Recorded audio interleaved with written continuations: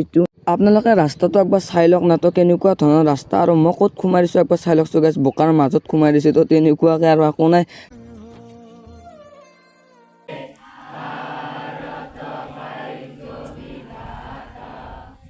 Hello' guys welcome to my YouTube channel Pinku's blog. তো guys আজি হৈছে 15 আগষ্ট আৰু আজিৰ দিনটোতে আমাৰ ভাৰতখন স্বাধীন হৈছিল 1947 চনত 15 আগষ্টৰ দিনা আমাৰ ভাৰতখন স্বাধীন হৈছিল। তো ক'ৰবাত কানি যাম বাৰু, ক'ৰবাত ফুৰিব যাম, তো লগবিলাকো যাব কৈও আছে আৰু ধুনীয়াকৈ আপোনালোককো লৈ যাম। ফাৰ্ষ্ট যাম স্কুলত আৰু ৰাতিপুৱা প্ৰায় 6টা মানে বাজিছে।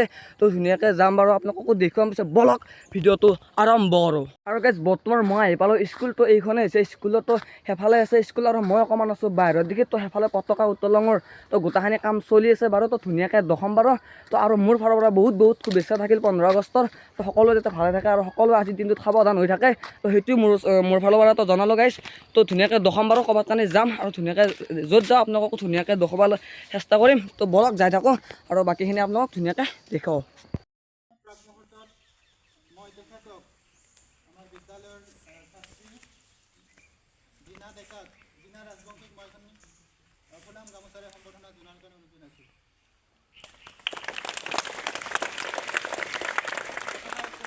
সহায় কৰিব আমাৰ বিদ্যালয় পৰিচালনা সমিতিৰ সভাপতি সন্মানীয় প্ৰণৱ ৰাজবংশীদেৱে আৰু মই তেখেতকো ৰিম্পী ৰাজবংশীক এখনি ফুলাম গামোচাৰে সম্বৰ্ধনা জনোৱাৰ কাৰণে অনুৰোধ জনাইছোঁ।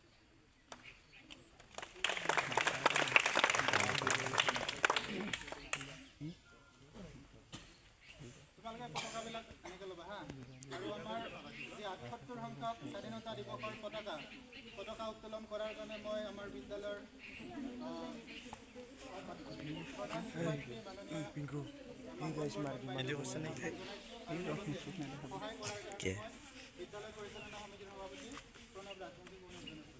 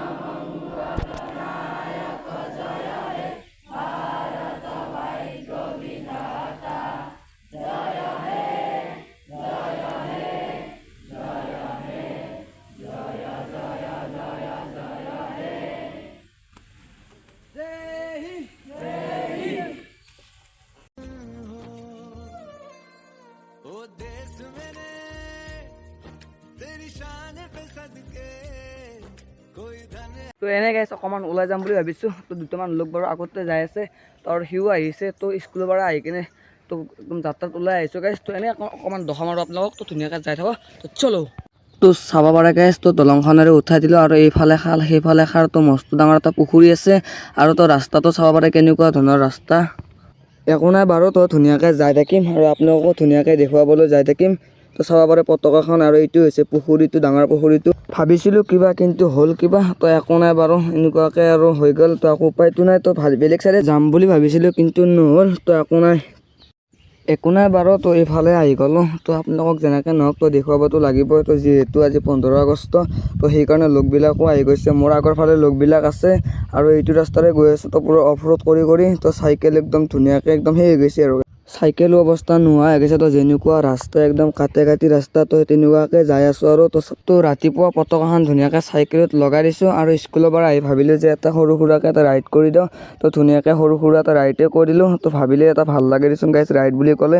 তো তেনেকুৱা আৰু তো চাব পাৰে পতাকাখন কি ধুনীয়াকৈ উৰিছে। আৰু বহুত বেছি গৰম আৰু ৰ'দ দিছে, তো সেইকাৰণে বেছি যাব নোৱাৰিলোঁ। তো এনেকৈ আৰু অকণমান জেগা ঘূৰিম বুলি ভাবিছোঁ। তো এক পাক ঘূৰিম বুলি ভাবিছোঁ আৰু সেইকাৰণে এক পাক এনেকৈ যাই আছোঁ। তো এক পাক ঘূৰি আহি কেনে তো আপোনালোকক ধুনীয়াকৈ দেখুৱাম।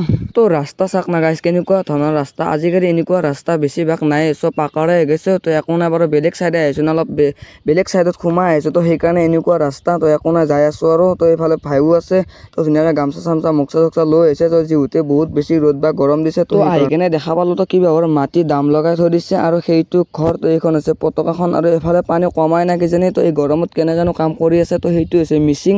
তো কেনেকৈ কাম কৰিছে একো ধৰিবই নোৱাৰা হৈছোঁ গাইছ। তো মানুহ মৰি গৈছে আৰু ইয়াতে এনেকৈ কাম কৰি আছে। তো একো নাই বাৰু, কাম নকৰিতো নচলিব।